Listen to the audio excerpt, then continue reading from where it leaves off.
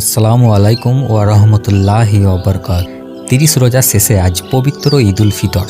মসজিদ কমিটি একটা কথা সাফ জানিয়ে দিয়েছেন, সকাল ৭টায় ঈদের নামাজ ঈদগাহ ময়দানে অনুষ্ঠিত হইবে। ১ মিনিটও কারোর জন্য অপেক্ষা করা হইবে না। তাই তাড়াতাড়ি গোসল সেরে বেরিয়ে পড়লাম নামাজের উদ্দেশ্যে। রাস্তা সঙ্গে আমাদের কারি সাহেবকে পেয়ে গেলাম। আমি একটু আগেই চলে এসেছি ময়দানে, তাই কেমন জানি ফাঁকা ফাঁকা লাগছে ময়দান। নামাজ শুরু হতে এখনও ৩০ মিনিট সময় বাকি আছে। ইমাম সাহেব বক্তৃতা দিচ্ছেন, আমরা মনোযোগ সহকারে তা শুনছি। এরপরই কাতার ঠিক করে নিয়ে হাসিল করে নিই লক্ষ লক্ষ নেকি। তারপর খুশি ভাগাভাগি করে নেওয়ার পালা।